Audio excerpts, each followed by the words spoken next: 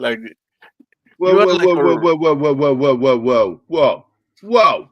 Hey, he might be lurking, but at least he looks good. Yeah, I love that new beard on you, dude. But yeah, you know, Martin, you made it sound like he's totally creeping on you, lurking. well, All right. he's like our picture of Big Brother. He's there, say, judging you without saying anything. So we're going to be talking about Twister today. So here you go.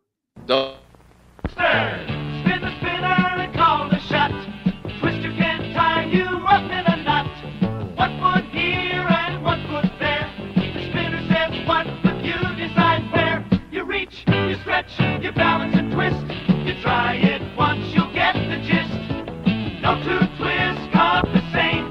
Twister is a Milton Bradley game. Twister from Milton Bradley.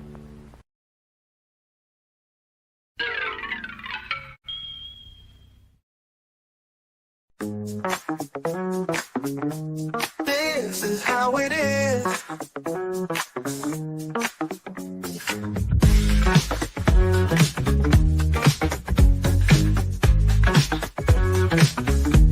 This is how it is.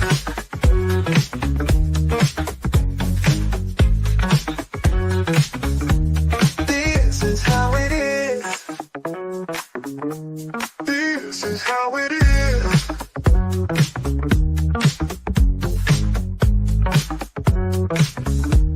This is how it is. This is how it is. This is how it is. Today on Pop Culture Minefield.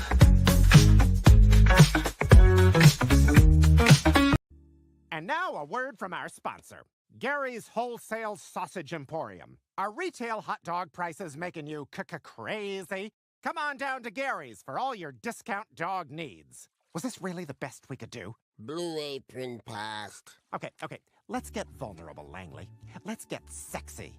First caller gets 11 feet of Gary's signature summer sausage.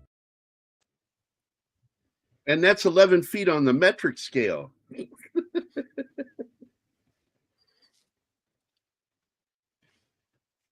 Yeah, like you would know metric. Metric. I can call in a bomb mission on a fucking metric scale. Fire mission. Give me patience. Yeah, my daily prayer. Let's see, we got Lord Thoth is here. He's first in the house. His house. Penny dropped in. So Penny is here. Then Shadow of the Raven is here. What's up, Shadow? I like that name. Well, even ravens have to have a shadow. Everything casts a shadow. Except the sun. Really? I had no idea. Captain Obvious. Technically, the sun does, because every shadow during the day pretty much belongs to the sun. Would not exist if not for it. Genius. Lord, so, give me patience. Greetings, everybody. Hello. Hope everybody's having a good Saturday. I've had a weird one, but I'm not going to go into it. But it's been really fucking weird. I feel sort of like, you know, when in Bruges, when he karate chops the dwarf. That's how I feel today. I feel like the dwarf. Oh.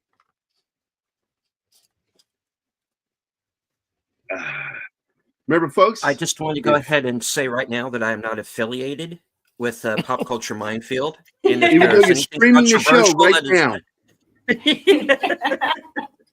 You are streaming right now on your channel. Shit.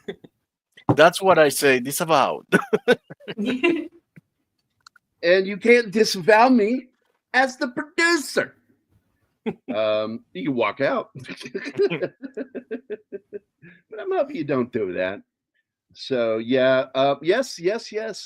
There will be no real cows were harmed in the making of this film, except for the ones they ate during, in between scenes. Mm-hmm. Craft services. I'm sure they had steak or burger in there. somewhere, hot dogs. They have steak in a scene. Oh, that's right, because she feeds them all steak. Oh yeah. The aunt, because it's like, did you see my cows when you came in? No. Like them. Oh.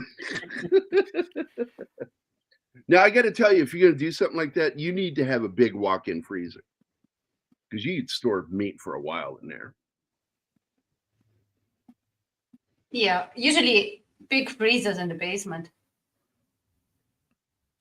I've been to houses of people who hunt, and they all have gigantic freezers because hunting season is short, and you want to have that meat all year round. You need to freeze it or dry it, but that's freezing is easier. I'm not going to watch it. I'm not going to watch the sequel. Don't care much for it. Oh, I did, and I liked it, to be honest. I'm glad you did. Without Bill Paxton, I don't want to see it. I don't get why every movie seems to need a sequel. Just leave them, make your own story. Yeah, that was the problem with the sequel that I had, was it felt like it was taking too much from this film. And if they had one of the original characters, like if they had Helen Hunt in the movie somewhere, I would have maybe liked it a little bit more. But it just felt like the original movie over again. And you're right, not having Bill Paxton in there. Bill Paxton is what's missing for me. That's because I mean, he is the central character, and the secondary central character is her character. And it's his plight. It's his adventure of returning to be in love with her. And it's the way he called it too, because I've said this movie's a Western, hence the soundtrack. If you listen to the soundtrack, that's a Western soundtrack. Yeah. And they're trying to wrangle a tornado, is really what they're doing. They're cowboys. And he's an old gunslinger who put up his guns and is brought back into the action. And that's from his own description. And I'm like, it's a great description. It is kind of a Western. It has a Western feel to it. And it's in the Midwest. In fact, I've been to pretty much everywhere that they show in the film in Oklahoma. Plus, we're right next to it here in Missouri, as we call it here. Missouri looks the same. If you're from here, you say Missouri. From the driving that we've been doing, it pretty much looks the same. It's all flat and wide. A lot of green, especially during spring and summer. A lot of green. There's so much vegetation here. Weird Saturday sounds like a normal day for you, Gary. I got to tell you, Soul Assassin. I'll just say this. I fell in slow motion today, and it was really funny. And I'm laughing as I'm going down. I was just like, oh, fuck, this is retarded. Yeah, and then you had to go take one of your gigantic naps, and I was playing Sims all day because that was hurting. It's a muscle relaxer. I was hurt when I first got up, and it wasn't the falling that hurt; it was the getting up that hurt. And so anyway, The Gorge, solid movie. We plan on doing it, Stephen. Oh, nice. I really like that one. That was decent film. Yeah. Too bad Valentine's Day is already over, but it got delivered on Valentine's Day, so yeah. And Paxton's boy is in the film. Hold on, he is. Paxton's film is in it. Oh, that's kind of nice. Maybe I'll watch it then. He can act. Let's see. Well, that's the way we put it. It's like it's good, but is it great? No, it's not great, but it's really good. Yeah. Do you think that because it's not great that it's not good at all? No, it's not bad. We had fun watching this. It's like it's in that neutral area where it had potential for greatness, but it never reached it. It just stayed right there on the safety line. You know, it's among the movies that I would go and watch again in a year or so. Yeah. There's good action in it. A lot of fun. I was on a review panel where we brought it up because a couple of us had seen it, and I was thinking it was like the A feature of a double feature. Like back in the day, I would have gone to see this first and then like Die Hard 3 after it or something. And people thought I was trying to run the movie down. No, I like it. You know, it's not the best movie I've ever seen by any means, but it's a solid film. It's definitely not a finger in the eye. Oh, yeah. Hey, we got a new person here. Relations. What is up? Welcome to the show. Welcome. I never guess somebody's gender by their avatar because y'all are fucking weird with your avatars. That's all I You got to guessed say. mine, and you guessed correctly. You're a girl. Yeah, and you knew that when I showed up in your chat the first time.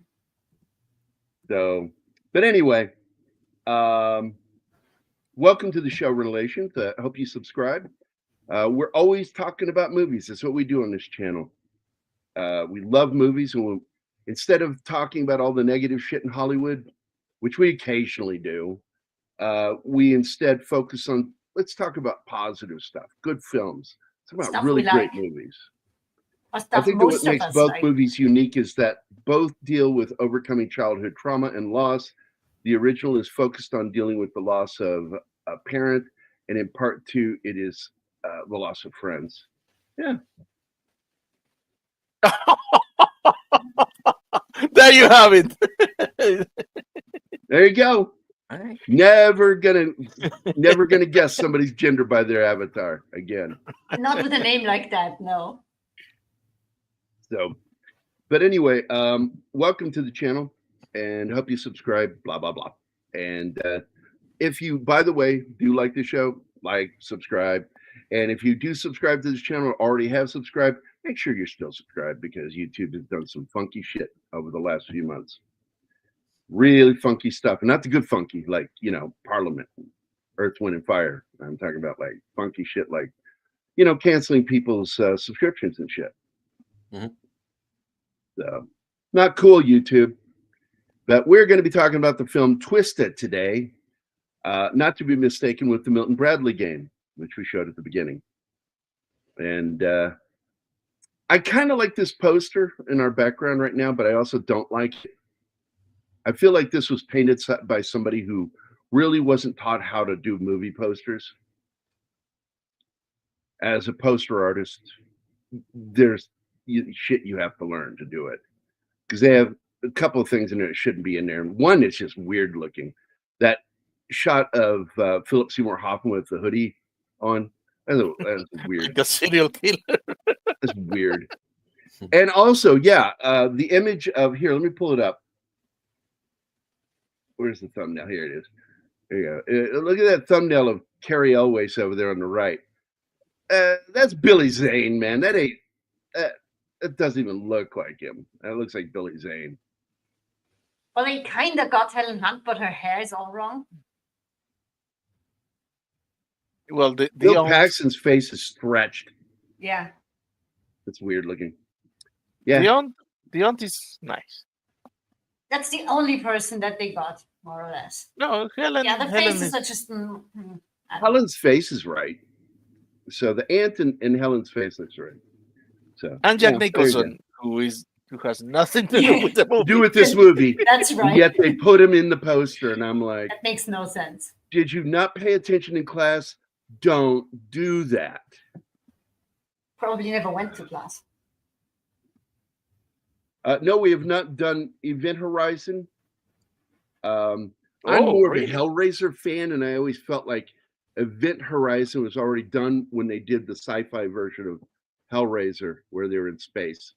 And but I will tell you, I have seen it. I've seen it 3 times, and it's not like I hate it or anything. It's just not one of those films that, what's the word I'm like, nonplussed. It's just I wasn't knocked over by it. But I will tell you, the visual effects in that film were pretty great, and the gore effects, woo, through the roof. So I will tell you, it's impressive in those departments. I do like. I think it's because the director, I have a love-hate relationship with the director. Oh my God, Bumpy John is here. Bumpy Johnson, dude, where have you been? No see. I definitely want to. I love Signs and I love Sixth Sense. I love both of those films. I was watching Sixth Sense with my brothers. It came on Austrian TV, and I was the only one who immediately knew what was going on. I was mind blown that my brothers couldn't figure it out until they revealed it at the end. I'm like, what? Really? It's obvious? And also that it's basically a very long religious allegory. I never cared about that part, but my brothers went, "Oh, what the fuck?" at the end. I'm like, you didn't see a shadow of the Raven. See you later, man. Bye. Take care. Hey, we have the bush. Here the bush. Do it. The shortest hello video of all. But coming from our heart.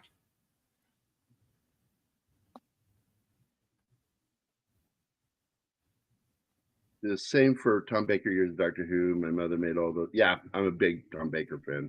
Look. In fact, I have my favorite is nice. Lighthouse. It's one of the best Doctor Who episodes during his run. And it's basically the Doctor Who version of The Thing. Zax is here. What's up, buddy? Okay, allow me. Oh, I hate the changes they made to the interface here. Okay, for Sax. He was running from something, sir. And then he crashed into a DUI checkpoint, committed 10 felonies, and not to mention FUing a room full of cops. You FU me all the time. Fuck you, Kyle! I beat you. You took too long. Is that Renfield?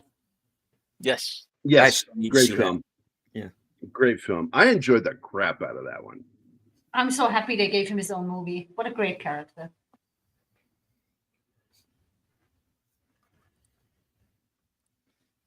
So anyway, we're going to be talking about Twister now. We can go ahead and start the slideshow here.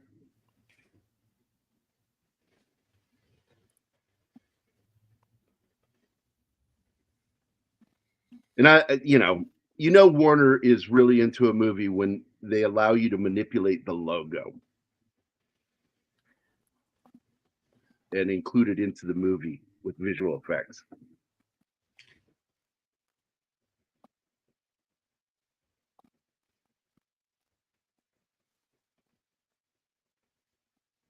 Yeah, and this is really when particle effects are really starting to step up. And that is how they were able to pull off the tornadoes in this. Well, they also filmed in high season for tornadoes, so they did catch some real bad weather. Yeah, you shoot in Oklahoma during the summer months, you're going to pick up some bad weather. And they did sort of, the film crew really did do some storm chasing of their own to make the film. They worked with real storm chasers. And they had equipment. Oh boy, they had 2 planes and a shitload of trucks and everything. And I met those storm chasers, and they're really cool people. And if not for their hard work and diligence in doing the research, a lot of the early warning systems we have wouldn't exist, which is really what this movie's talking about. But in reality, Dorothy wasn't the name of it. It was called Toto. And it was a real research program to do what they show in the film, where they send up probes up into the tornadoes by strapping them to the ground and hoping that the tornado hit right there in that spot. And they got lucky. And it makes it look like this is in the 90s where this was being done. Actually, that research was done in the 70s and early 80s. And it really was called Toto. Hey. Good to know. I'm not going in there. I can't go in there. There's Mike. Why aren't you with us, Mike? No. Yeah, excuse. why are you not on the show? What the fuck? Now, this whole opening scene is the trauma, her past trauma, that she lost her daddy. And I got to tell you, it's so fucking stupid. Yes, at the same time, because you don't have to hold that fucking door shut. Go down into the main part of your storm shelter and turn the corner and you're safe. I mean, Just what's don't stand in the open. Yeah, let the what's he door go. thinking? I'm wrestling Just a to be fucking safe. tornado. Yeah, well, that's Well- what they end up doing too. I mean, they tie themselves to the pipe, but they have their hands on the pipe all the time. It's not like the storm is ripping them away as it should. And that pipe goes down 30 feet. And that's why it made it safe. Yeah, He but dies all being a their character bones actor should in have an been action film. grinded. You can't talk at the same time, guys. Sorry. I mean, So neither of you were understood. Okay. You both garbled. all of their bones should have been turned into dust when they tied themselves to those pipes. Oh, getting pulled apart is a reality in that.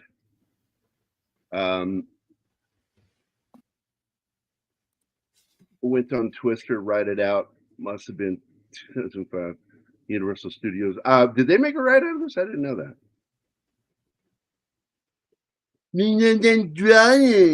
Whatever, Mike. When I was in high school with Chase Tornadoes and Police Radio. Yeah. You sure don't want to do it at night because you can't see it at night. Good way to get killed. Dude, I like your name and I like your message. Thank you. So we have another gorilla. Ape. Another monkey for our zoo.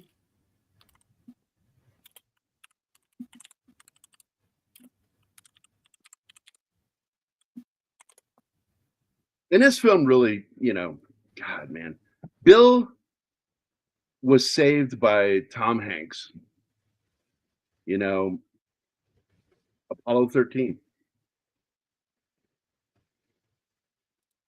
Because he was kind of doomed to be a character actor, second or third cast member. And Apollo 13 put him out in front. And next thing you know, he gets this movie. Okay. I like Keith that. Jessica. Are you from the Midwest? Because I'm from the Midwest. I grew up in Tornado Alley. Now, I'm going to point out, too, that a lot of the cast in this film had done previous work for television and film, but this is the film that launched their careers. Now, not his. He was already a star right there. You know him from Ferris Bueller's Day Off. But the guy who was right there, this started his career.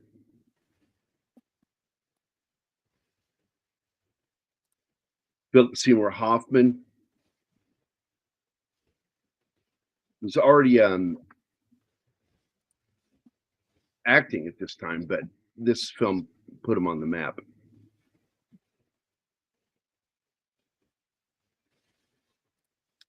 Well, I think he did I haven't seen anything from him that I didn't like. But Son of a Woman was a very good early movie. Yeah, he had a of his. minor part in that. Yeah. Yeah, but he acted it well. Not my point. My point is they all had careers at this point. I already said that. In fact, I qualified that before. This film launched their careers. Gave them better parts.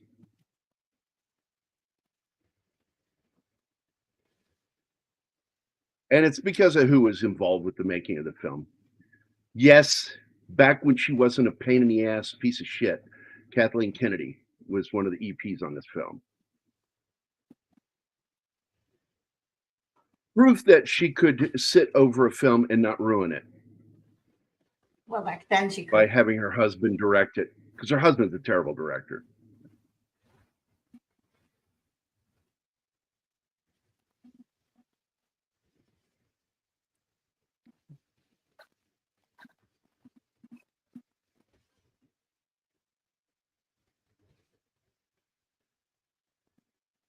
Hey, Martin, when after the Yeah? show, if you could put together a slideshow that's just close-ups of Helen Hunt, I would appreciate it. You can send it. She's kind of a bitch in this, though, because he just goes there to meet her for the divorce papers, and she forgot to sign a page. And instead of signing it, she tells him, if you come catch that one tornado, I'll sign it and give it to you. So she Oh, yeah. makes him do She- it again, knowing that he's He going to go forgot. full in. Yeah, She's pretending very she like- never saw. Yeah, that's like offering an Okay. alcoholic a drink. Yeah, she just wanted to get him back in the game, and she knew he would 100% be back if she just takes him along for a ride. He takes over. He drops his wife with the weird guy who never outgrew puberty, it seems. It just goes in the car with her, and that's not weird at all. Well, wife, fiancé. I felt bad for that woman. But in the end, she walks away graciously because she overhears something between them and she knows, yeah, this is over. that relation was doomed. And She was right when she explained that to him. This is not going to work eventually because you're addicted to this. I cannot give you something like this, and I don't like this. She realizes that all this time he wasn't really him. He played someone that she wanted or that he wanted to be, but that wasn't him. And by the tornado way, I hunter, don't know if that's you him. heard my comment previously, is that the making him make a deal of having him do that is the equivalent of offering an alcoholic a drink and saying, you have to drink Absolutely, this yeah. for me to divorce you. He's kind of a villain, but in reality, she's a woman who still loves this guy and she wants him back. And she doesn't understand that she was the one that drove him away. It wasn't the job, it was her. Her hyper focus obsession. She's Ahab looking for her white whale. He's looking for the whale that killed her daddy, even though her daddy died because he's a dumbass because he thought he could out wrestle a tornado. Yeah, but that way she has no fear of tornadoes. They face this big, whatever was it, 5-something tornado. Instead of running F5. away, F5, thank you. She tries to collect up all the probes that they wanted to send up, and the thing is coming closer and closer. It's insane. The F stands for Fujita scale or the Fujita-Pearson scale, for those who don't know.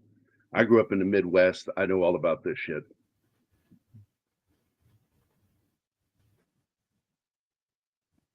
It's what the winds. Yeah, I love It's when what the wind, absolutely. They show it in so many scenes what it's blowing that it's like it almost kills them in that barn when the fucking 2x4s go flying and spearing into the sides of walls. when she's updating the guys on the going radio. around at 300 miles an hour. Yeah, everything is flying around. And she always updates like we got hail and we got debris. And at one point there are cars flying around and she's calling in, we got debris. I'm like, debris? That's fucking tractors and cars. You call that debris? Yeah. I like that That's- quote. This is a great quote. Nearest I came to a tornado storm chasing one summer was in South Dakota. Quote, that's no moon, it's a space station. That was good.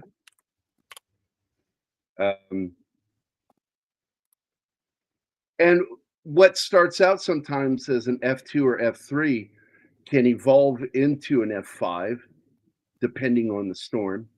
And then it can devolve back down or split, which they show that in this. One tornado splits into 3 smaller ones, but it's over water, and so it ends up dissipating. Max Demon is here. All the worst things of tornado hunters. When I went to be trained to chase, they held the film up as the don't do this example. There you go, yeah.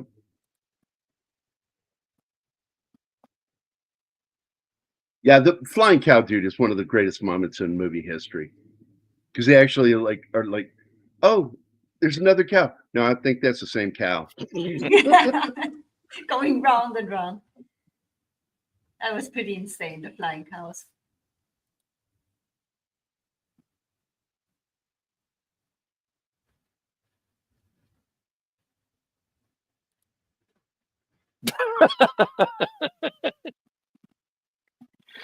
Not even going to respond to that, Bush. Fuck you.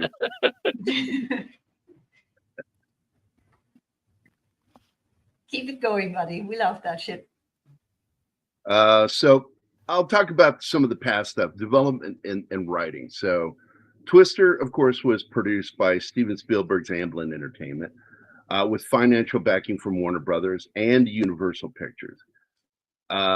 In return, Warner Brothers was given the North American distribution rights, while Universal's joint venture distribution company, United International Pictures, obtained international distribution rights.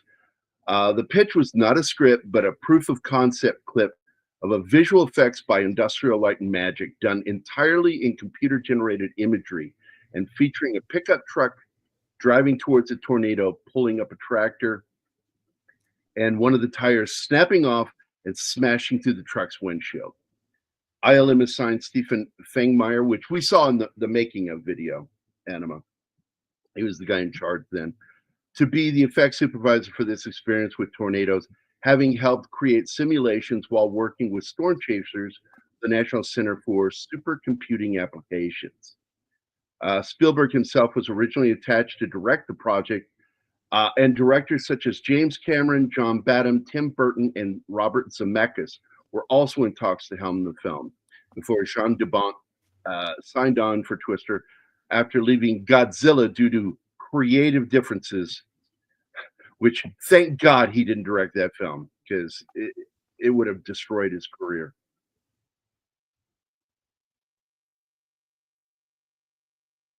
So anyway, de Bont was invited by Spielberg after a successive directorial debut of Speed, which is a goofy film, but I still love the movie. It's just fun. Yeah, right. It is fun. It's just stupid, which was released in '94, following a long career as a director of photography, and described the project as a grim fairy tale where the monster comes out of the dark clouds. Michael Crichton and his wife and co-author Anne Marie Martin were paid $2.5 million for the screenplay, which started being written in 1994. Crichton said the two bases for the script were a PBS documentary about storm chasers, which I remember that one. I actually watched that one. Did you guys see that one?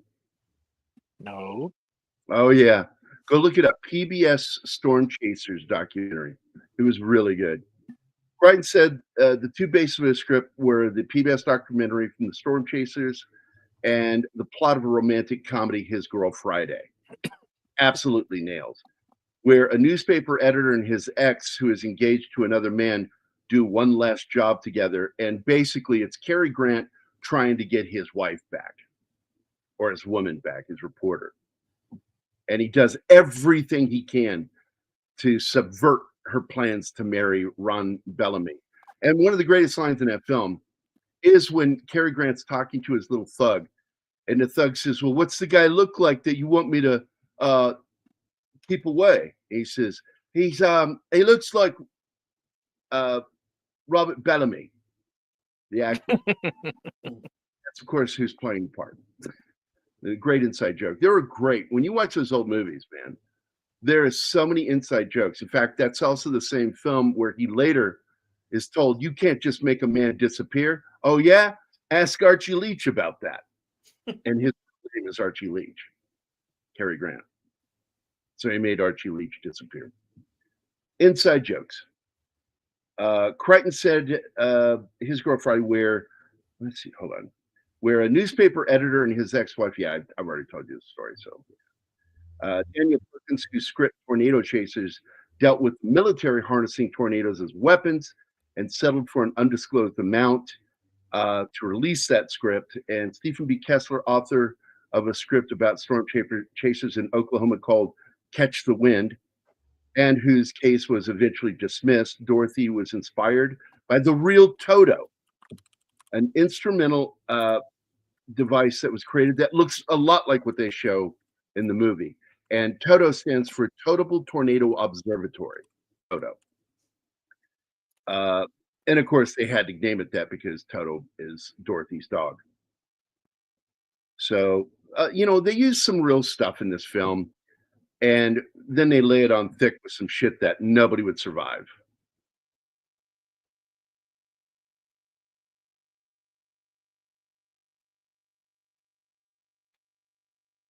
Yep. And that's because he became obsessed with research. And Hollywood kind of got put to the side with him, and he became obsessed ever since he really made what is that movie, The Abyss. He became obsessed with the ocean. I can't blame him. He's only dead, mostly. I love the character that Philip Seymour Hoffman plays as Dusty. He's one of the best characters in the movie. He's a little insane. He steals the movie. He's crazy. He's fucking crazy. And he's always laughing when you shouldn't be fucking laughing. Like, fuck, man, that's some scary shit. He's like, fuck yeah, what? Like, what the fuck are you laughing about? And then I love it, like when he's dealing with her, Jami Gertz. And Jami Gertz, it's kind of sad to see the way her career went, but it's not because she got overshadowed or forgotten. She became hyper focused on family, and yeah, she married a billionaire. Yeah, she married a really rich dude, had 3 children with him, and decided, you know what? I don't have to act. If I want to act, I can. She still does. You'll still see her in things. But the fact is, she didn't feel the need like you are when you're a hungry actor. And by the way, Helen Hunt is pretty in a very thin-lipped, pointy-chin way. You know, it's weird the way she's pretty. And what was that young girl? Hold on a second. I'll remember. I'll look it up real quick. Eyes Wide Shut. I don't know what girl you mean. What the fuck are you talking about, Bush? There it is. Lily Sobieski. Sobieski. Yeah. That girl was born to play Helen Hunt's little sister Yes. or daughter. It's weird how much she looks like her, and her career disappeared. I don't know what happened to her. She didn't like something with Hollywood and just sort of stopped acting and went to have a life. We had a Derico, whatever that is. Derecho is right in Spanish. I don't know. May 16th last year, the puppy and I were very like. By the way, when I came back, I remember when I was down in Phoenix, and we had just a massive sandstorm, and I referred to it as a haboob because that's what it is. And somebody says, "Why you got to call it a Middle Eastern word? It's just a sandstorm." I said, "No, it's not a sandstorm. It is a giant fucking monster storm." And there's a single word that describes that. It's called a haboob. Yeah. A haboob is a giant wall of sand. And it's exactly what it is. It doesn't mean little storm like what you normally see sandstorms. But that one that hit Phoenix when I was down there back in 2016, holy shit, that thing was big. You know, Zoe and I looked out that window, and it was just a wall of sand coming towards us. And we battened down the hatches that night. Boy, otherwise you get sand everywhere. Oh yeah, it's like I've going to the been in the beach. middle of one. Yeah, They're gnarly. Yeah. No, haboob. It's Haboob, or technically it's a U. Haboob. It's U with the accent over it. You better check. I think he's pulling his leg. He's pulling your legs. It would be funny if they named the monkey Haboob, if there was a B at the end of it. Anyway, back to this. It's so great, the effects in this. I just love the visual effects in this film. So anyway, Dorothy was inspired by Toto, an instrument barrel-shaped device used in research tornadoes in 1980. Technically, it was started in the 70s. Bont pushed to make the dialogue, quote, very energized, end quote, to reflect the excitement of experienced storm chasers, adding that dialogue, quote, gets very stilted very quickly, end quote, if you don't involve some of the exciting science in there. And that's really why Hoffman's character is so important, because he gives so much energy to scenes. It's not always the visual effects. It's the energy that The characters have, but his character in particular really goes over the top at times. Like one time he gets super excited and grabs Jami Gertz, and she's not excited, and he's like, "Yeah, that was me." Oh, wait, yeah, I'm sorry. Are you okay? He forgot himself. Dude, you just dodged a truck. That's awesome. Yeah. Yeah, you almost died. Yeah, it's awesome, isn't it? Yeah, it's like somebody said that to me one time. Have you ever had any moments where you almost died? I said, you mean where I didn't die? Because that's what almost means, that I didn't. Yeah. Are there moments when I didn't think I was going to survive? That's the way to ask that question. Yeah, there were many times I didn't think I was walking away from situation. I didn't think I was going to survive that night with that tornado when it hit Champaign, Illinois. It destroyed the town next to it, completely decimated it. Nothing was left of that town next to Champaign. Just completely destroyed it. Boss, we have excellent news from Bush. Mount Blood Labs were excellent. I'm like, what the fuck is Mount Blood? Okay, my blood labs were excellent. And I got the paperwork for my diverticulitis section. We will do the scheduling. February 26th, outstanding, dude. Get this out of the way.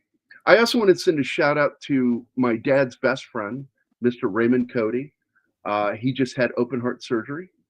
And as he was going into surgery, I was one of the people he wrote before he went in, just in case we didn't make it. And I love that. I love that, man. He was like an uncle to me growing up.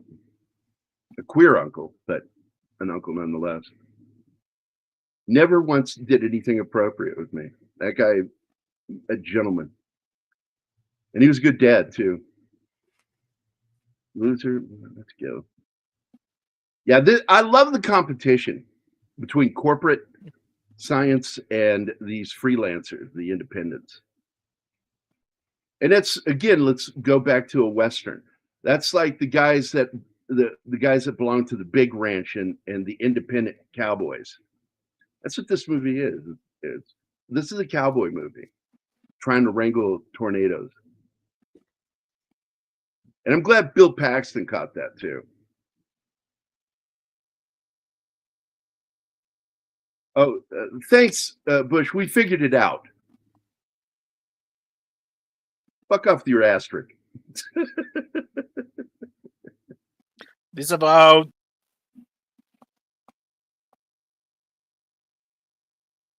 I like how she taunts him for driving slow. Yeah, I know. She's constantly shitting on him, pushing him. And then he lets her push him. And because he realizes that he still loves her. Well, it's funny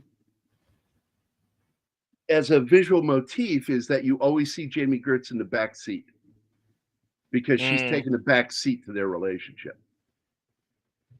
And I thought that was a good, visual motif for that. But getting back to it with like the cast, you've got Alan Ruck, who already was solid because of Ferris Bueller's Day Off. And he really stuck more to doing stage work than doing film or television. But he actually ended up becoming a TV star because of Spin City. He was one of the main characters on that show. Great show, by the way. I really did enjoy it. I preferred it with Michael J. Fox, less with Charlie Sheen.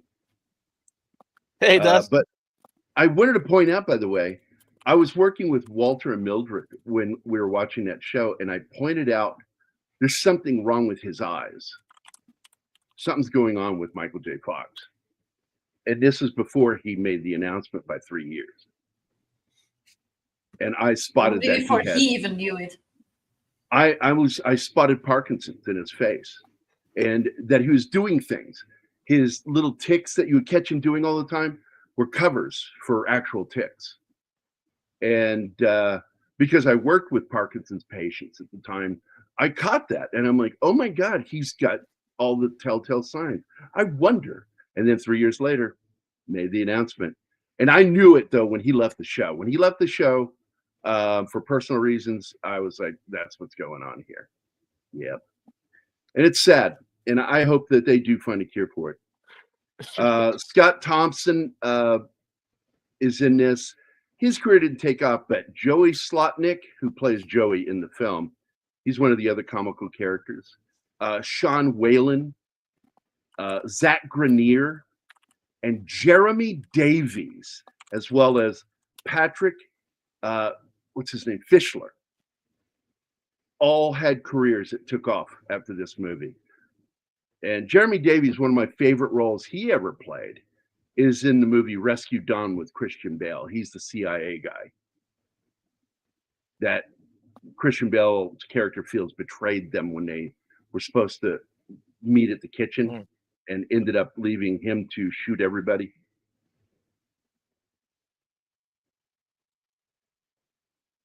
Yeah, and I'm trying to remember, like with the scales, it's not just size, but it's also, I think, wind speed determines the categorization of the tornado. I just remember that if you see the tornado on your horizon, hold your thumb up. And it's like the atomic bomb scene. If the explosion is as big as your thumb, you know, you're in trouble. And so it's sort of like that as a kid. You'd hold your thumb up, and it was, if you could see the tornado and put the thumb up and it would disappear, it's not that big of a threat. But when you see the edges trimming the outside of your thumb, you get downstairs quickly. Quickly. I'm the butthole. Yes, you are. He gave us this one before that. Mountain butt is what I called my girlfriend once a month. Oh my God, you brick.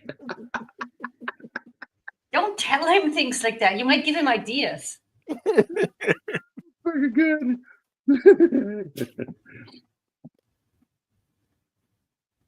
So Helen Hunt was Bont's first choice to play Joe Harding. And while the studio was very reluctant because of her lack of big movie roles, she was a TV star. He insisted, considering her a very good actress and would be able to deliver the physical demands of this role. Hunt initially was uninterested, declaring, quote, "I just don't know what I could really contribute acting-wise," but changed her mind after having lunch with Bont and Spielberg at Amblin's headquarters. Tom Hanks read for the part of Bill Harding, but passed on it. But here you go. Hanks is the one who suggested Bill Paxton because he had just made a movie with him.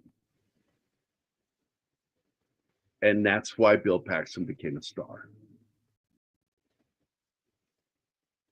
Universal Studios used to make so many popular attractions based on many movies because you had Backdraft. Oh, I love Backdraft movie, but I swear to God, I've lived in California. I've lived in Florida. Until I was in my 50s, I'd never been to Disney. I went to Disney with Charlie, my buddy Charlie. We went to Disney World down in Florida.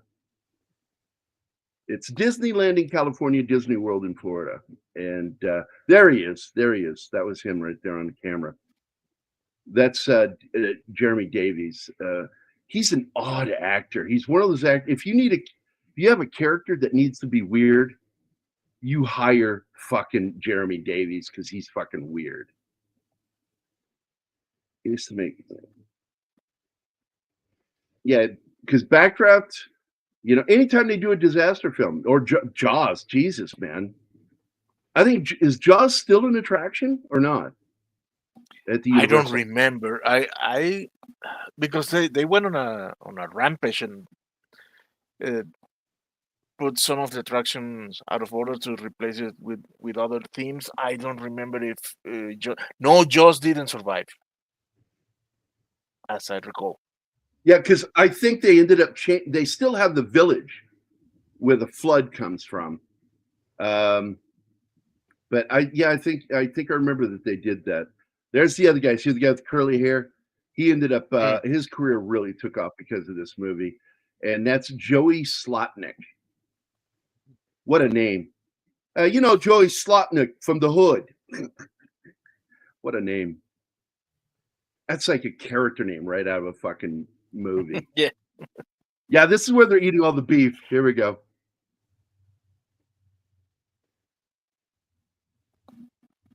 And Joey's been in a lot of fucking indie films, TV shows. He was a regular on Marvelous Mrs. Maisel last time I saw him. Let me go look at some of the stuff he's done. Yeah, he was. Nah, that wasn't really much of a. He was on the Goldbergs. I didn't like the Goldbergs. I wanted to because they had the guy playing the dad, but when they Me Too'd him, I was done with that show. Yeah. Oh my God, one of my favorite roles right here in a movie that I hate that I like, The Secret Life of Walter Mitty. He played the retirement home administrator in that. It was a really funny character. He's also in a great episode of the TV show Psych. But he was just all over the place, man. You find him like in everything. He's like in everything. He was in 6 episodes of Nip Tuck, a show I've never seen, but I know it's good. Just not something that interests me. Plastic surgery. I tried, and it didn't hook me. Yeah, it's like there's nothing about it that sounds interesting. It's too over the top. Waterworld is a movie that we will be doing bumping because I think that movie is far better than what people give it credit for. Yeah. I agree to disagree. You can all you fucking want to. Am I going to like it? I think you'll enjoy some of it. Yeah, there's parts of it I Some don't of think you'll it, like. okay. You'll get bored. You get bored with it. It's not like you won't like it. You'll get bored with it because it's really long in the fucking tooth. And I've always felt what that movie needed was a really good fan edit. When you've got the guy Supposedly producing and they got directing and starring in the film, you're going to get a very long in the tooth movie. And Costner made it too long. But it was also the first movie to really replicate water with CG. Cinemagic Magazine gave a whole issue to the effects of that movie because what they pulled up was amazing. The Ulysses cut, I don't know, man.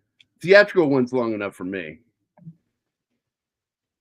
People go, yeah, but the longer version's better. And I'm like, really?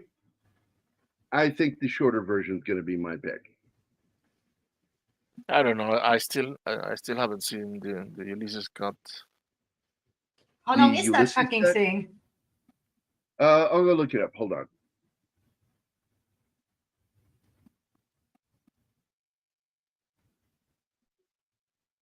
Here we go. It's in 4K too, by the way. I got the Ulysses cut, but I haven't seen it. Here we go. Runtime. There we go. 100. Wow. Okay. The revised. There's another version, the revised edition. So the Ulysses cut is 171 fucking minutes, and then they did a revised edition, which is 177 minutes. They added another 6 minutes to the movie. Over 3 hours. What the fuck? Or almost. Because the theatrical cut is 135 minutes.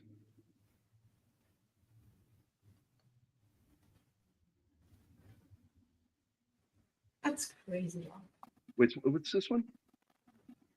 One of my favorite old Universal movies is The Wizard. One time during the 1990s, Universal Studios had a real life video game tournament. Mm-hmm.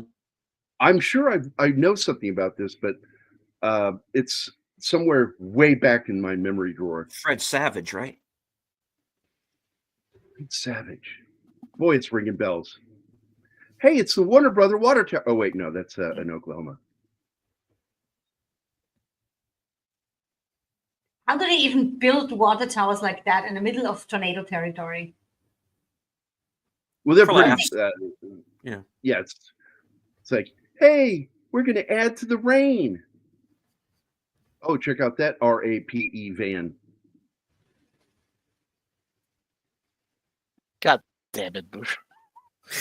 Now, what's this? My buddy Roman of the Empire reviewed Minority Happy Black History Month report on Thursday. Aunt Meg from Twister kisses Tom Cruise. It wasn't in the script. Fuck Okay. no, I'm guarantee you it was worth every dime that they took from her. After they fired her. She's good in the film. She plays the character that he's trying to find, a judge, to help him find the Minority Report that he's looking for. It's a fucking great film. And it's on the list of Tom Cruise sci-fi films I plan to do because we've already done Oblivion. There's And only wait, we did Oblivion and we did day after Day After Tomorrow. Yeah. So that's the next one we have to do is Minority Report, which is a great Philip K. Dick story. And they did a fantastic job with it.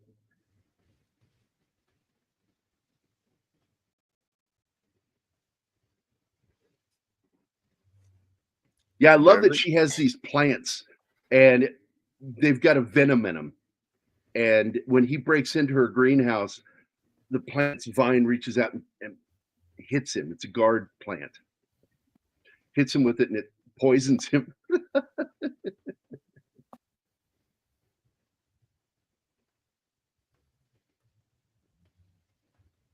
So again, I want to point out, without Tom Hanks's help, Bill Paxton wouldn't have got this role. I'm glad he did, though. I am too. And it made him a star. There were a couple of actors in this who were made after it. My big problem in the film is actually the whole surgery scene, but I'll get into that another time. As long as you don't build a water tower next to a trailer park. Yeah, the weirdest thing is like building trailer parks ground level is weird to me. Why don't they just go into the earth about 15 feet and you drive in and the trailer park, is technically below the level, has a better chance of surviving a tornado. Not going to say a great chance, just a better chance. A tornado like the one in the movie is just going to pick up the trailers and blow them away. Well, what ends up happening, they do follow the shape of the land. Tornadoes, even the big F5s. The F5, if it hits a ramp, it's like a car. It'll jump. That's what saved me that night with Walter and Mildred, where he refused to go in the basement. So I put her downstairs and I came back upstairs and he was not going to have me carry him down in the basement. It was too terrifying for him. Out of control for him. And so I said, well, if you're staying up here, I'm staying up here. And then we got this tornado going over us. And my dad calls me to ask me, like, what year did Marty win the Oscar? And did Ernest Borgnine get the best actor with that? And I'm like, I think yes. And it was 51 or 52. Can I call you back, Dad? I'm in the middle of a tornado. That was my actor. Oh, okay. And then I hung up the phone and went back to Walter. And I got him in the doorway. We stood in the doorway between the kitchen and the main part of the house. And I'm like, well, if we're going to survive this, this is probably the spot we'll best likely survive it. It's really great knowing you, Walter. It was really good knowing you. Like, liar. Doorways are also a safe spot in earthquakes. Because that's where the wall is strongest. Yeah, but I like the fact that they still show a form of abuse of anything, because anything you can create for good, you'll find someone to abuse it.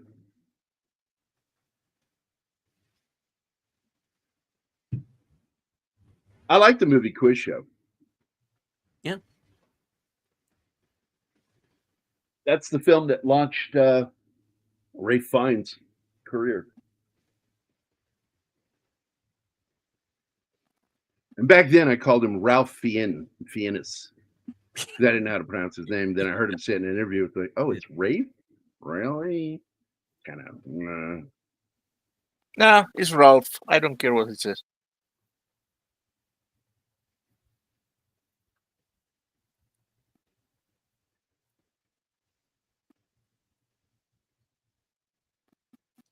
Yeah, I know when I was in Hurricane Hugo in '88, and all of the tornadoes that spawned, and I ended up evacuating, and I wound up in Hickory, North Carolina, and got in the middle of it anyway because it just tore all the way up the East Coast. And believe me, I was closer to a couple of those tornadoes than I wanted to be, but it was pretty devastating. It wasn't the storm itself that did all the damage. It was the tornadoes that spawned it that did all the damage. And I don't know anybody whose home was not damaged in some fashion. Yeah, I Right. remember That's as one of the devastating. first responders to the one in Champaign, Illinois, back in, I think it was 97. I remember going to one house and all power was knocked out, and you had to be careful walking around because power lines were down everywhere. And I opened the door to this house, knocked on it first, and I opened the door and I looked straight up, and all I could see was sky. The house was pretty much gone on the inside of the house, and people were alive. They were down underneath the house in the crawl space, and we dragged quite a few people out that night. Amazingly, only one fatality in that tornado. It's a huge tornado, and it was a truck driver that pulled over on the side of the road and it hit his rig and killed him. Why'd you laugh when I said that, you fucking weirdo? Because I'm reading the interaction between. Oh, us you're both. reading the comments. Okay. Not chuckling at some truck driver dying. It's watching me This kill. one. Why would you do that? Not even Matinee is that weird. Hey, I'm here. What the Oh, I hell? forgot that. Sorry. Shit, I forgot you're here. When one of those things is coming down on you, it does sound like a freight train. It really does. It's a scary moment. I watched one of these things rip the front off of a Kentucky Fried Chicken. Yeah, it's just that's how close I was to it. And yeah, that's definitely one for memory banks. But I don't want to do that again.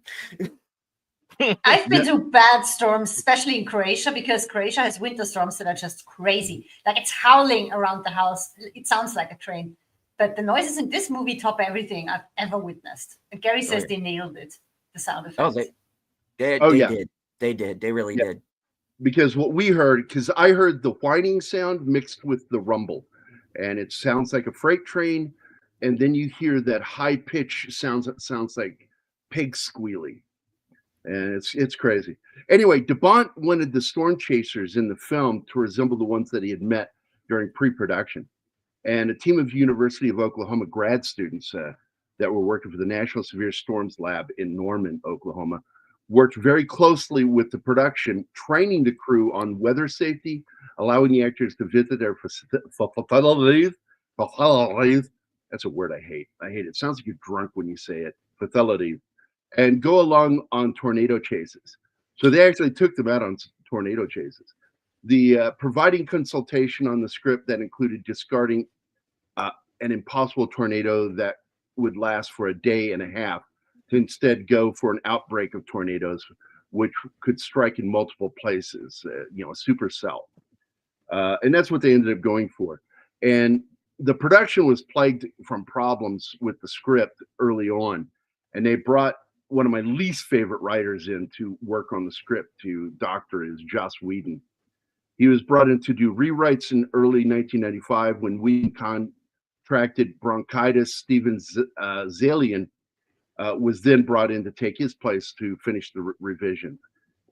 Whedon later returned and worked on revisions through the start of shooting in May of 95. Then they left the project after he got married. 2 weeks into production, Jeff Nathanson was flown to the set and worked on the script until principal photography ended. Among the changes, Hunt complained that Joe and Melissa's interactions were sort of catty with each other, prompting her to tell the producers, that's not going to be fun to play or to watch. I'm not sure if I want to do that. So after the Oklahoma City the explosion in Oklahoma in April of 95, filming of Twister was suspended temporarily while the cast and crew worked with relief efforts. If you guys even remember when that happened. Filming Nope. I didn't hear about that over here. It was the federal building in Oklahoma that got bombed. I didn't want to say the word. Oh, yes. I was trying to avoid the word. I don't know if they'll punish us for that, using that word. So Are you allowed to say attacked? they're funny about that word Flagged. too. Hmm. So filming was to originally take place in California, but Bont insisted that the film be shot on location in Oklahoma. It has a look to it that you can't get in California. Shooting occurred all over the state, several scenes, including the opening scene where the characters meet each other, and the first tornado chase in the Jeep pickup were filmed in Fairfax and Ralston, Oklahoma. The scene at the automotive repair shop was filmed at Maysville and Norman, which is not far from Pryor, where Mac lives. The waterspout scene were filmed at Caw Lake near Caw City. Yeah, imagine that, naming the lake Caw after the township. Caw. I don't know. That's just weird. Caw City. And why do they call it Caw? Is that after the tribe or is that after the sound of a crow? The drive-in scene was filmed at a real drive-in theater in Guthrie, Oklahoma. Though some of the scenes, such as Melissa's hotel room, was filmed in Stillwater near Oklahoma State University campus. Stanley Kubrick's 1980 film The Shining was played during the sequence. And that's why it's in the film. And that's why it's on the poster that we're using, and it should be. Which is weird. The real town of Waukita served as the hometown of Lois Smith's character. Meg in the film was used during filming, and a section of the older part of town was demolished for the scene showing the aftermath of the F4 tornado that devastated the town. And it's spot on because that's what it looks like. This location was selected after scouts discovered leftover debris from a major hailstorm that occurred 2 years earlier in 1993. Most of the residents signed up as extras and were paid $100 a day. Additional scenes and B-roll were filmed near Ponca City and Pauls Valley, among several other smaller farm towns across the state that aren't listed. However, due to changing seasons that massively transformed the look of Oklahoma's topography, filming was moved to Iowa. The climactic scene with the F5 tornado was almost entirely shot around Eldora, Iowa, with the cornfield and the characters run through the located area.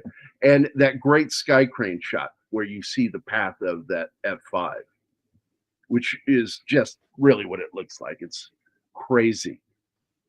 It looks just like the finger of fate digging through the earth. Halfway through filming, both Paxton and Helen Hunt were temporarily blinded by bright electronic lamps used to make the sky behind the two actors look dark and stormy. Paxton remembers that, quote, "These things literally sunburned our eyeballs. I got back to the room and I couldn't see," end quote.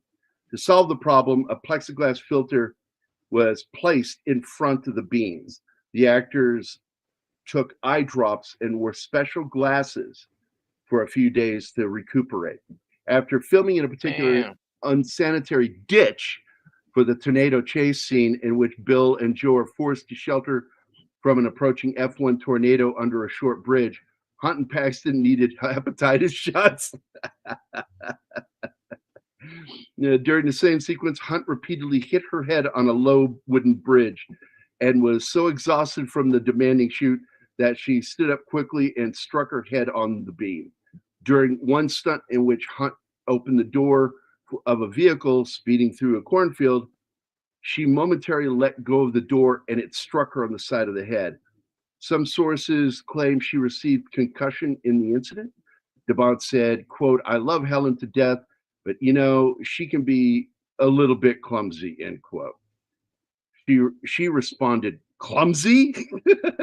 The guy burned my retinas, but I'm clumsy. I thought There's it was nothing good wrong sport. about being a klutz. Come on.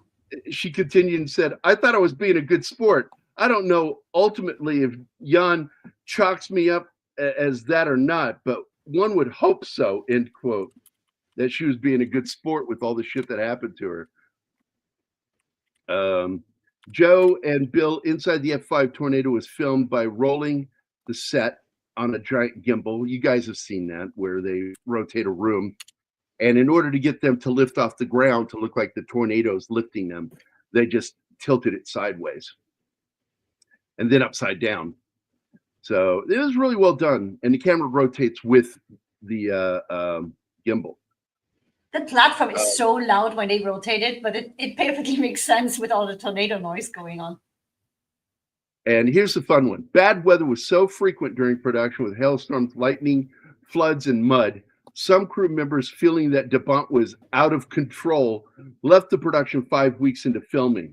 The camera crew, led by Don Burgess, claimed that Bont, quote, didn't know what he wanted till he saw it.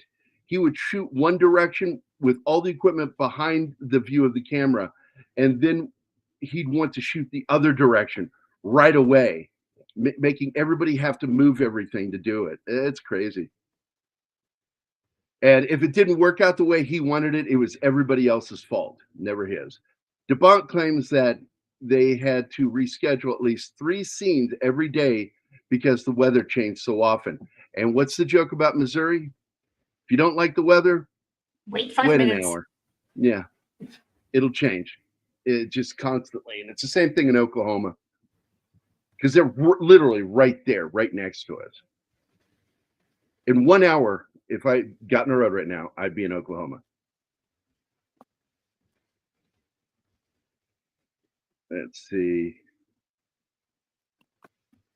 When Bont, in a fit of rage, knocked over a camera assistant who missed a cue into a ditch and refused to apologize, Burgess and his crew walked off the set, much to the shock of the cast. They remained in place for 1 more week until Jack and Green's crew agreed to replace them. Following the incident, Spielberg angrily flew down to Oklahoma to admonish Bont for his behavior 2 days before principal photography ended. Green was injured with a hydraulic house set used in the big final third act. That scene's insane. And I'll tell you what,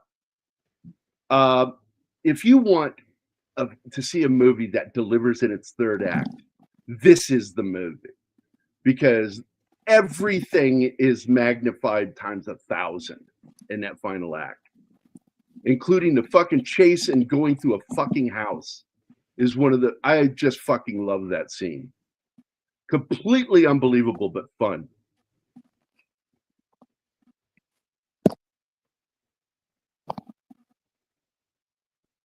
So anyway, after being admonished, Green was left the production, and it was because of the incident with the hydraulic system that was designed to collapse. Oh, that's the ant's house when it collapses. That was done so well. It was mistakenly activated with him inside it. A rigged ceiling hit him in the head and injured his back, requiring him to be hospitalized. Bont took over as his own director of photography with the remaining shots. Because overcast skies were not always available, Bont had to shoot many of the film's tornado chasing scenes in bright sunlight, requiring Industrial Light and Magic to step in and do their color gradation changes, creating digital skies and changing the color of everything to make it look overcast. Principal photography was originally given a deadline to allow Hunt to return to film the 4th season of her sitcom Mad About You, but when shooting ran over schedule, series creator and actor Paul Reiser agreed to delay the show's production for 2.5 weeks so Twister could finish filming. Bont insisted on using multiple cameras, which led to the exposure of 1.3 million feet of film. That's 400,000 meters of film, Anima, compared to the usual maximum of 300,000 feet or 91,000 meters of film. Holy so shit, he that's all. made a lot of film for this movie.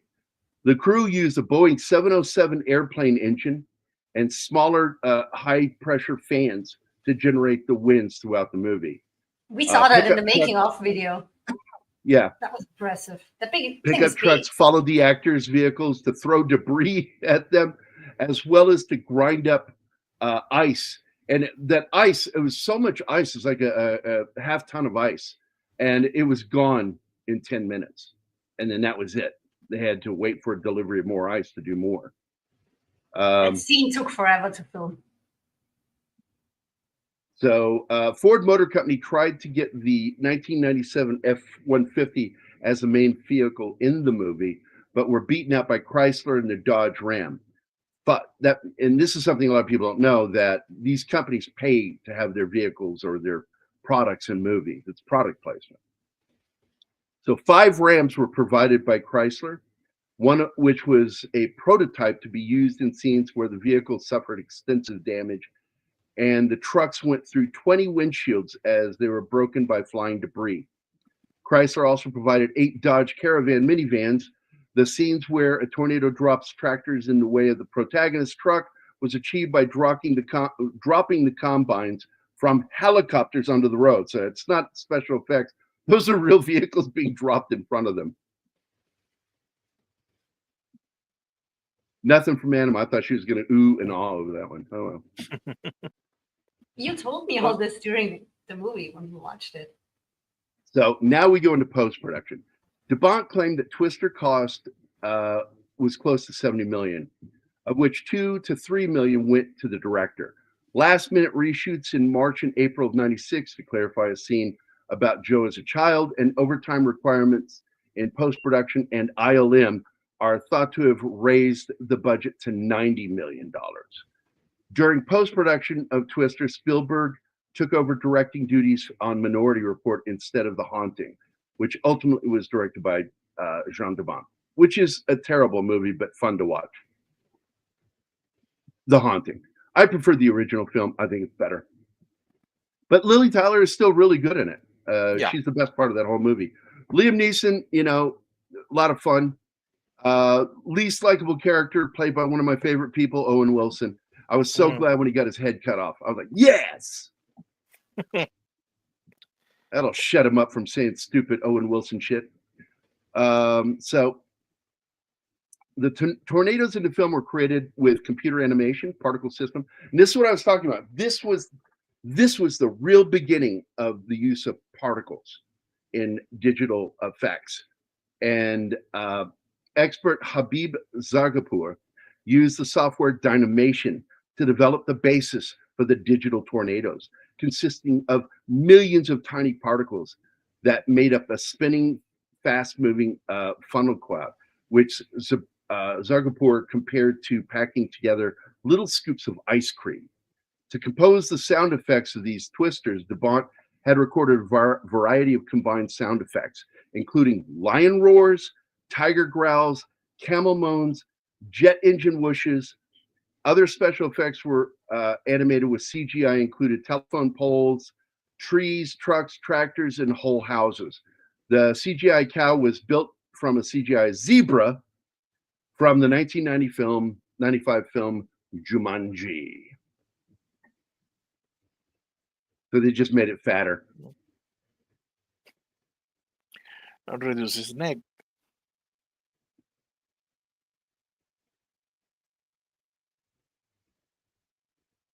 Well, I mean, we've been doing disaster films since The Wizard of Oz. I mean, what they pulled off, technically, no. The original Noah was silent film. And people drowned making the movie. What? Yes. He dumped all that fucking water on those actors. And a few of them died in the production of the original Noah's Ark story. It's silent film. When was that? Up, man. Well, it was in the 20s. So... I guess people didn't automatically learn how to swim back then. Well, these are people, they didn't even they go, can you do stunts? Yeah. That was the qualification. Are you willing to be water dropped on you? Sure. For a paycheck? Yeah. People wanted money and they fucking died to make that movie for that guy. It was just some of these directors are fucking assholes and put people's lives at risk. That's really shitty. Yeah. I've seen some funky shit, dude. I remember watching one off at a distance. It was when I told you, Anima, when I pulled up underneath one of the concrete and steel overpasses in Illinois. And I got us up under there and I peeked my head around the corner to see what it was doing. And it looked like it was just, I'm telling you, it was just steel siding whipping around. And I'm like, that's a fucking giant puree, what was it called? The Ninja that you put your food into and it purees it. That's what that tornado was, with those fucking steel sheets flying around it. And there's other debris too. In fact, some of the small stuff I just assume were animals. Fuck. Well, I'm glad the horses make it in this movie. They managed to run out of its path. They're like, hey, let's do like Bill Paxton, get the fuck out of here. And the weird thing is, horses are stupid. Cows are way more intelligent than horses. But in this movie, the cows get caught by the storm and the horses make it away. That's kind of what they were like, Vinkman's Girl. It was in between the wars. You would never knowingly, they believe that these directors and these film productions would not knowingly put them in danger. And they fucking drowned doing that scene. Now, going back to one of the first real tornado movies is The Wizard of Oz. And the way they did that was phenomenal. Because you see that tornado and it's moving. And you're like, how are they doing that? And it was fucking brilliant. They had a gimbal up above, rotating, a nylon silk stocking filled with stuff in it, like black cotton. And then the bottom was attached to another mobile piece that they controlled under the stage. And they would spin it, and it really looked like a fucking tornado. Go watch that opening scene with the tornado in Wizard of Oz and be in awe. That was a miniature that they did that with. It was incredible what they did.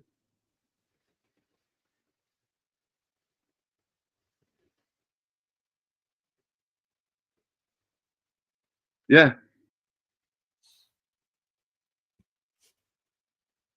Yeah, you can see shit in those things, man. Because the tornado itself technically should be mostly invisible. It's the ground that gives it its shape and color. And that's why I tell people, when the sky goes green, there's concern.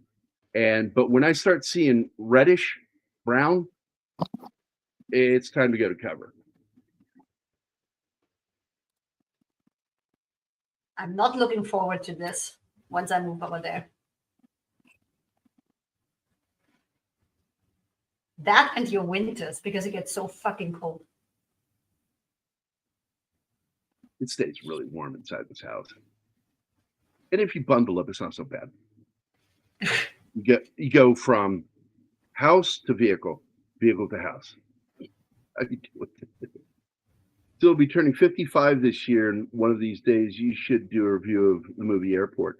I wouldn't mind doing a few of the first airports. Airport 75, Airport 77, which I made a mistake to see right before I flew to Europe. Yeah, not a good idea. Another fuck up I did years later. My last day at work with King County Ambulance, I was going to be flying out the next day.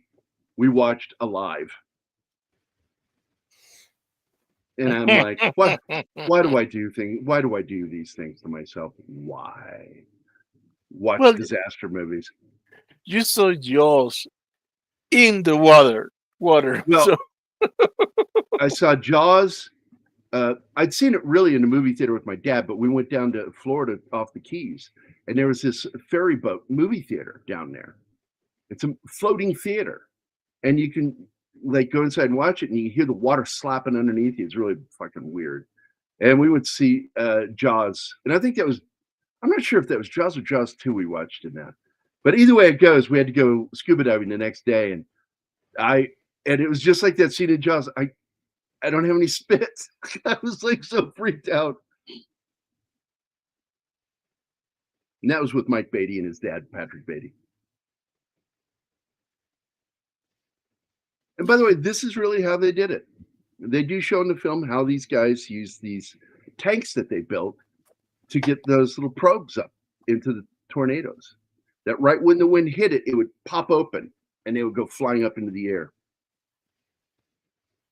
And they were able to digitally map the shape and interior shape of the tornado. Now, one thing I don't know how many people caught it is the tanker truck that almost hits them. Chases them, yeah. Benthic Petroleum, which is a reference to the abyss. Mm. Yeah. Nice. A nod to Cameron. All right. I never got that. Gary, the UK sucks when it comes to the airport movies. You guys have the extended TV cuts, the 3-hour versions. Airport 80, the Concorde TV version with 3 hours. Yep. My God. That's too long. 3 hours of Jimmy Stewart. I don't know if I can handle that. Yeah, I think there are about as many cuts to Concorde as there is to Blade Runner. It was a bad movie. And I'm going to tell you something, little secret. I never saw that one. There are I movies saw that the you haven't trailer. seen? Oh, I did. Since I was a kid, man, I gauged a film off of their trailer, and that trailer did not get me. I did not like the trailer. So I wasn't interested in seeing the film. 77 was my last airport. I wanted to write my own one that would be about the first commercial flight into space. It would be like Marooned, but with a space liner. And by the way, this is old school cornrows. Yeah, it doesn't grow that high anymore, and the rows are not that far apart anymore. They're so dense and close to each other. You can't run through a cornfield anymore. It's the genetic changes they made that allows them to grow closer together. And you do not want to run through those things because you're going to get cut. Oh, yeah. I remember that. I played in cornfields as a kid. We're eating the baby corn cobs. You weren't fully formed yet. You're evil. Anyway. Yes, I was eating corn babies when I was a child. Go judge me on that. Oh my God, Jeebus. Oh my God. Oh boy. Trust Jeebus to say something fucked up. Of course, it's his job. Another movie that is reaching its anniversary this year is the movie Airplane, which made fun of all elements from the. Well, here's the funny part. It is actually almost a shot-for-shot remake of 11th. I think it's 11th Hour. I've got it on my hard drive. The original Zero film Hour. with Dana Andrew. 0 Hour. Yeah. I have it on HD copy, and when you watch it, it's bizarre because dialogue that was used in Airplane is in the movie. Big changes are lines like, surely you're not serious.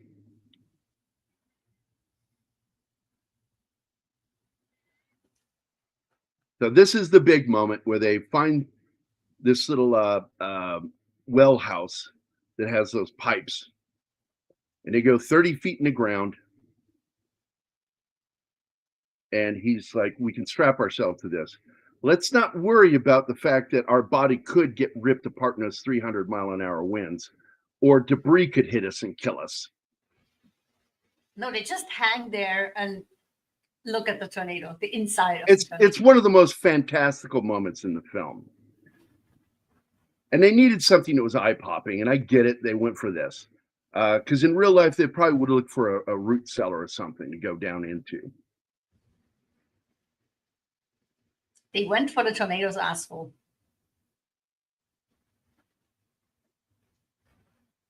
They were tornado proctologists? They were looking up there, yeah.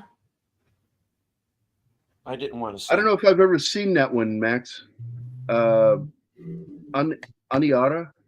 Sweden. I'll check it out. Or you can actually just watch Marooned. I love Marooned. Yeah. Gene Hackman, man. You can't beat Gene Hackman. Now he goes full Shatner in that. I mean, one. you could with a baseball bat or a really big stick, but what I mean is the He's old proverbial now. way, not the literal way. Well, it'd be easy to beat him now. Not that I would do it. Now, this scene is meant to echo her own childhood and to show that she's recovered from her trauma. She got her big tornado, and she was inside it and lived to tell the story.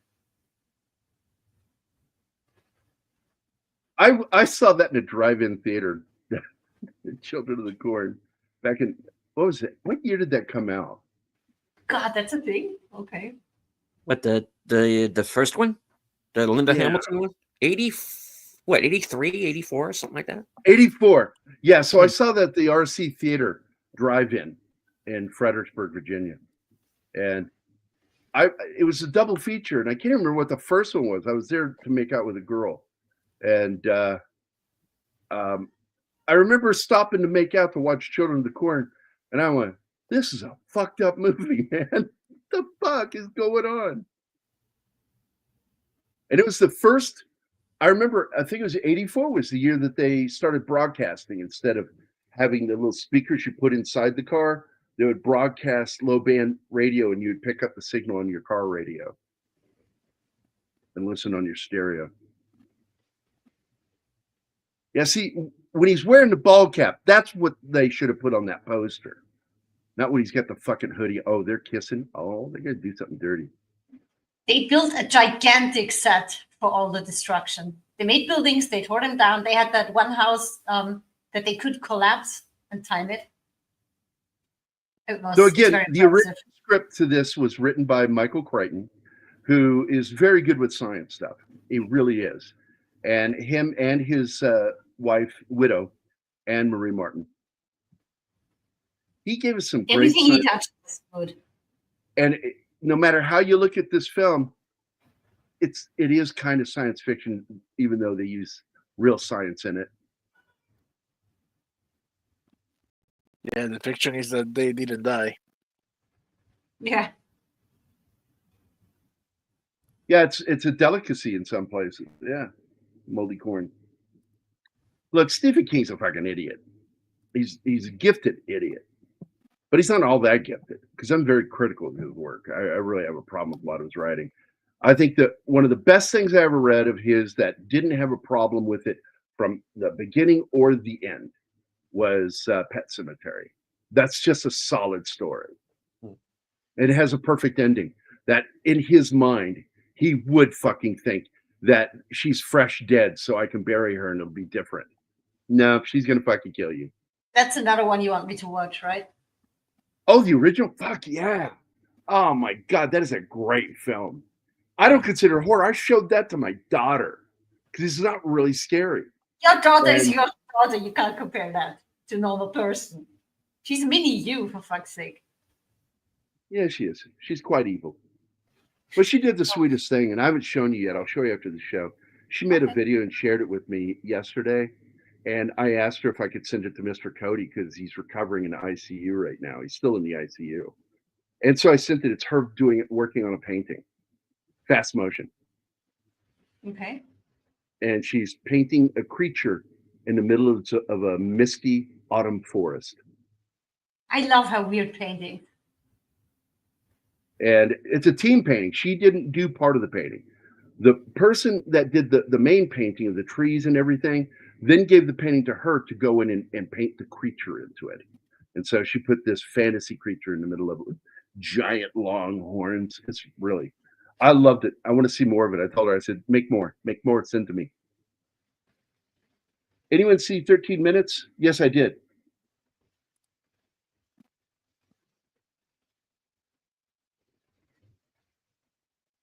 No, I haven't seen either one. No.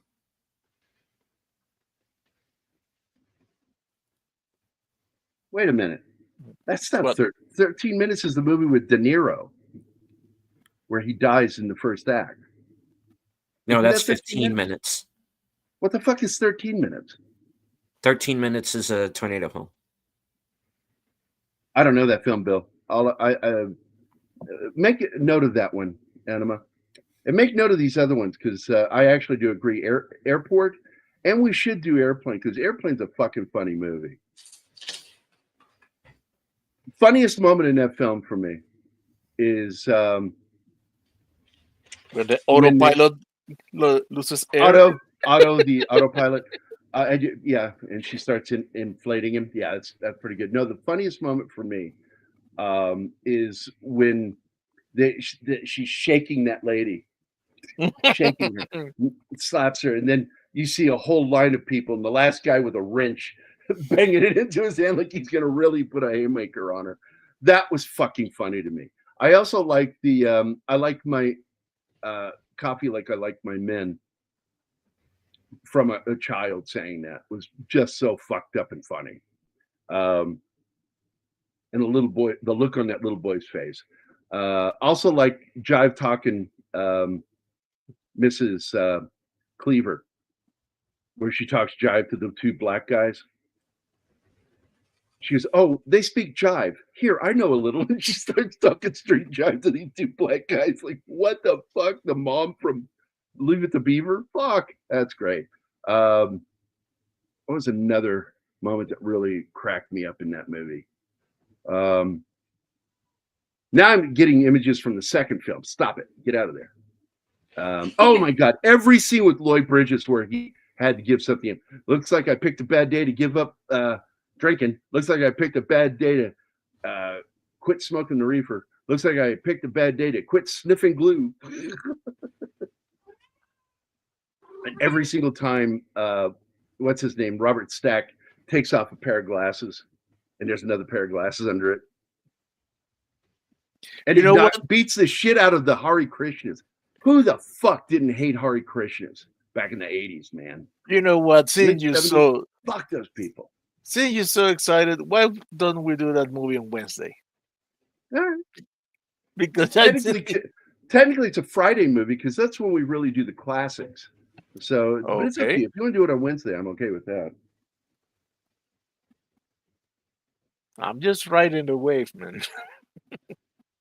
And I love that movie so much.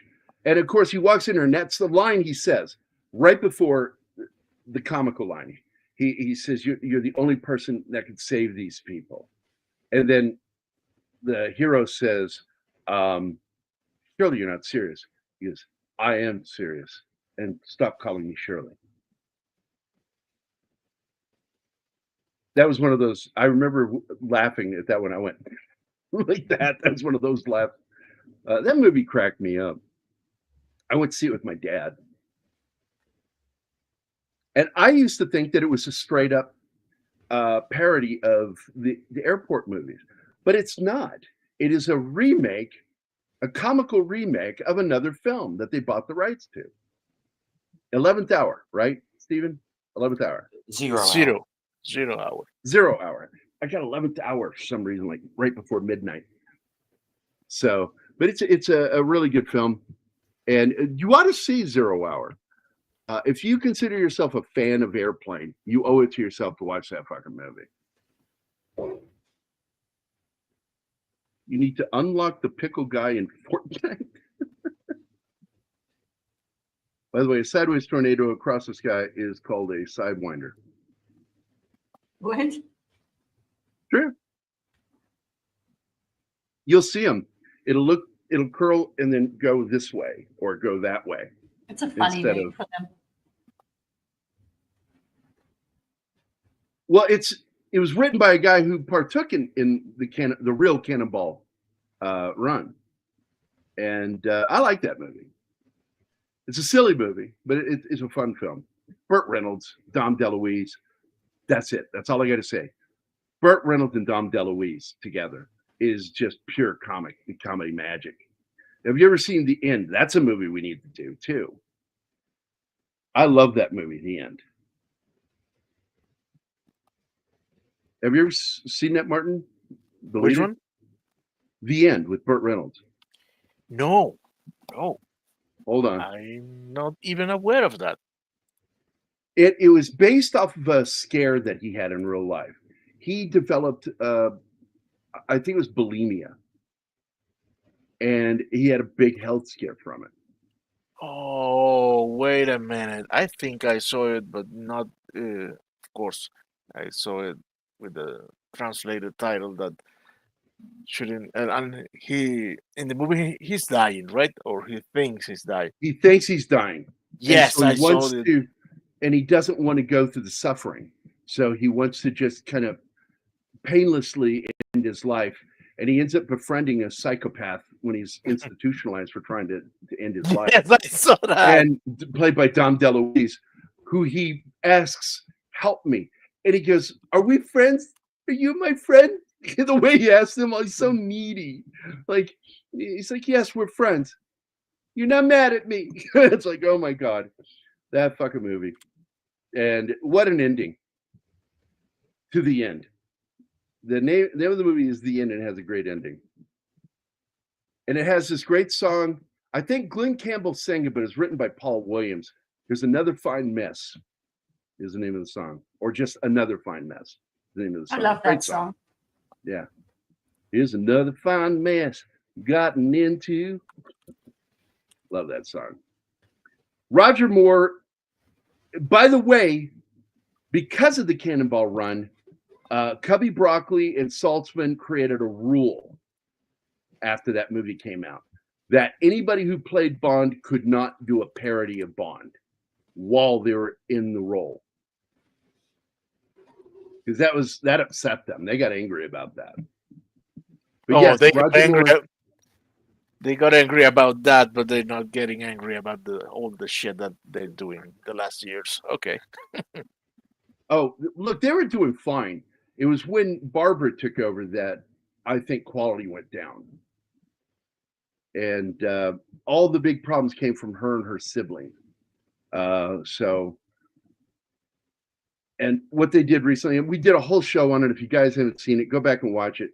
Where I went on a rant about everything wrong with what they're doing. What they did just now was out of panic because a guy from Austria who's a builder down in Dubai is a huge James Bond fan and hates what they've done to James Bond and feels that he has the kind of financing that could help save James Bond.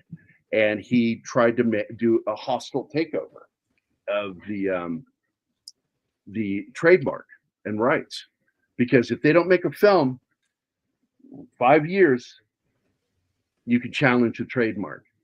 Not guaranteed to get it, but I'm telling you, put a fire under their butt to basically turn it all over to Amazon. And which I just said, I'm done.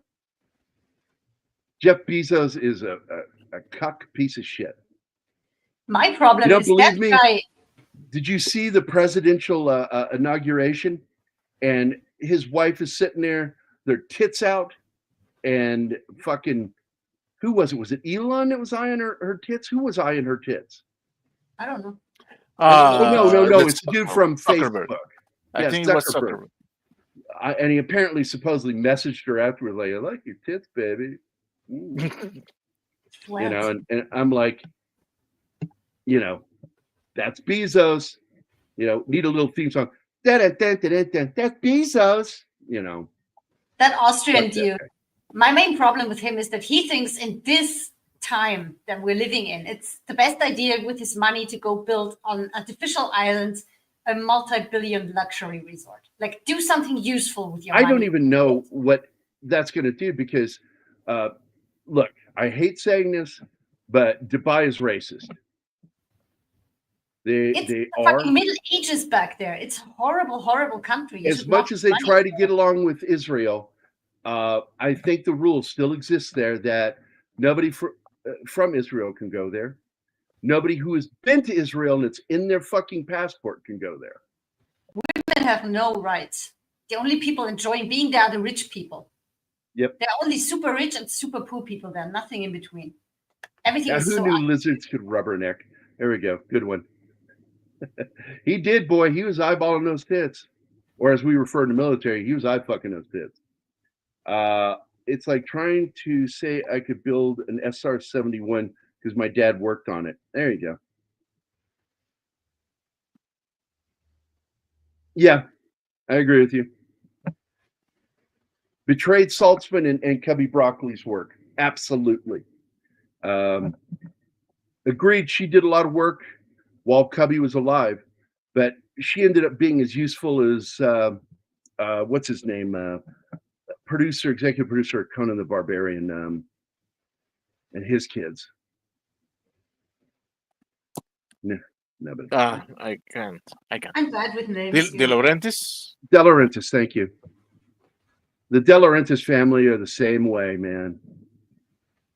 There's one daughter I think's worth a shit. She's the one that's the cook and does her own cooking shows. Is Anima's cat anything like Blofeld's cat? I don't know. Blofeld's cat like. He's fluffy, but no, she's not like Blofeld's cat. I don't think she understands peaceful or calm. She's her own villain.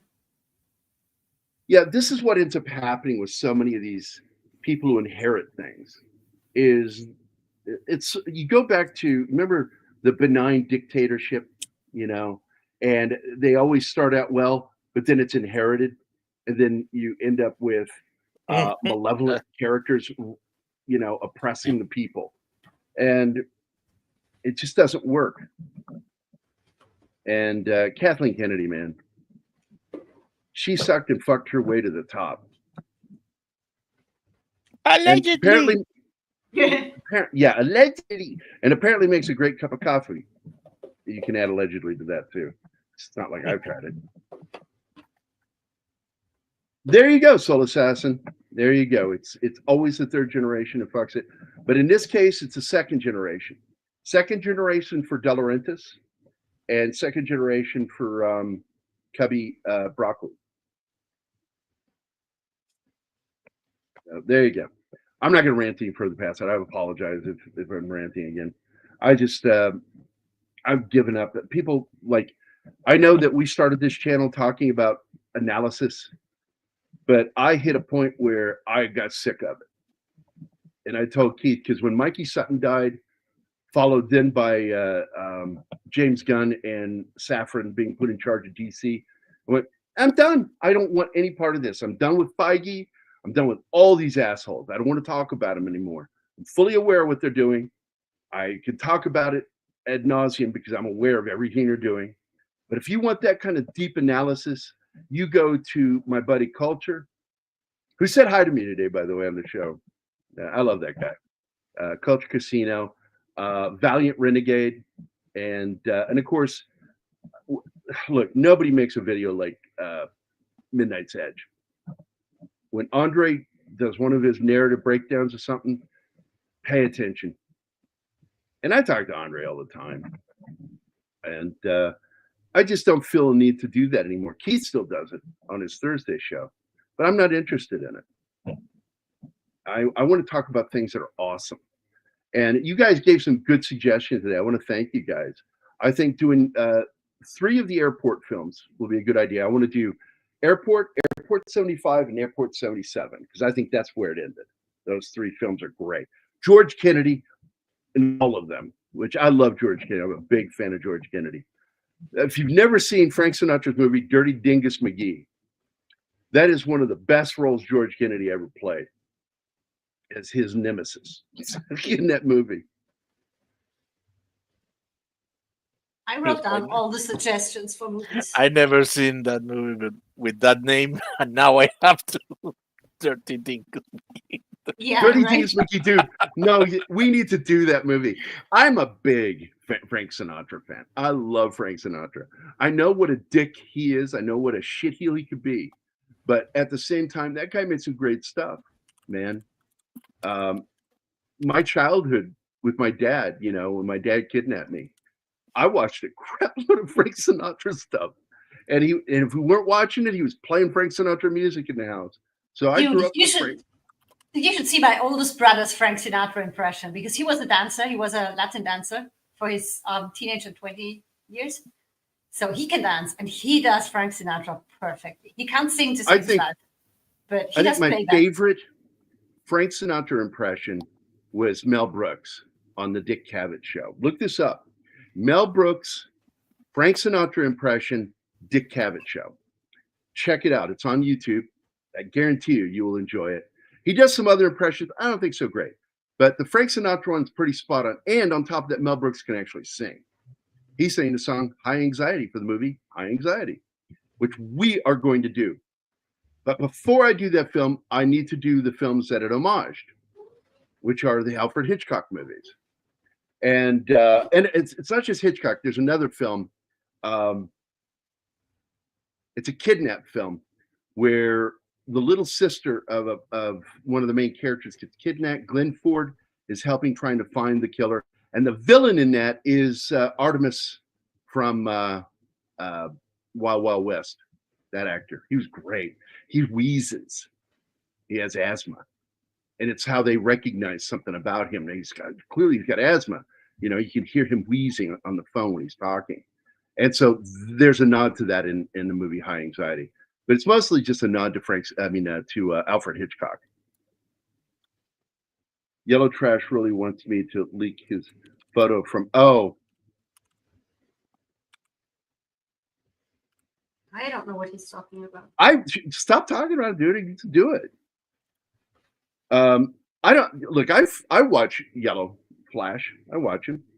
But I don't usually finish an episode because I can get the same information elsewhere. I do my own reading. I find the best analysis for me is either from Valiant, Culture, or Midnight's Edge. You're not going to get better analysis of the entertainment industry. And they tend to be a little apolitical, which I like. You know, because I try to be apolitical when I talk about the film industry, even though I know it's social politics. So you can talk about social politics and not talk about real politics. Another plane submerged movie, but with sharks, is called No Way Up. That's one of the more recent ones. I saw the trailer for it. Yeah, I didn't see good reviews about it. I didn't see any reviews. I saw the trailer for it. And I'm like, I got about 3/4 of the way and went, yeah, I've seen enough. I'm not going to watch it. But I love that there are people like you out there, Bill, that will watch movies like that because every movie deserves to be watched. Even the Last Jedi? Anal cis. You learn to spell, motherfucker. No, he's doing it right. That's why, I did that in high school when I was a kid. He's an analyst. Analyst. Really? It's spelled A-N-A-L. That's anal. Analyst, right? And you know what? There's a porn film that came out in the 80s called The Analyst. I remember seeing it. Video store. Had to teach you, Gary deserves a reward. I will. Why? Why? My passion about talking about backdoor stuff. I actually never saw that one. Hail, chat. Sorry, I'm running late. I was on the road. I hope you had a car. That'd just be weird. Hi, Connie. Yeah, I'm not saying that word. That'll get me in trouble with YouTube. Max. So. Whoa. Yeah. By the way, I just watched a movie that has that in it. It's not graphic, but it's called The Brutalist. The movie The Brutalist. Oh. And I watched that movie, and I think it's a great film, but at the same time, it's a downer. Wonder why. It's just such a dark film about, and it tries to end on a happy note, but it's like, how can you end on a happy note when the scene previous to this was the confrontation of the wife of the man who was treated that way by his boss or partner, that he thought he had the right to do that to him. And when she confronts him in the family, she gets brutalized by the son, who's an asshole throughout the whole movie. He's a piece of shit. But then that character that had the allegation made against them just disappears. They go looking for him and never find him, and then it's epilogue. And I'm like, what the fuck? I think it's important to know what fucking happened to this guy. Did he self-delete? Like, what happened? You never find out. It's just, I thought that was he's trying to be artistic with it. And so the artsy fartsy assholes out there will love this movie. And that's why it's going to get so many nominations and shit. But I think that's bad storytelling. To leave something up in the air like that. That's you built up to this moment and then he just disappears. Like, fuck off. Anne Rind wouldn't write that. So what makes you think you're artistic enough to write that? And the minute I think of stuff like this, I think of Anne Rind and her writing. Because, oh God, there's like, good God, amazing author. And I love the films based on her work, but God damn, man.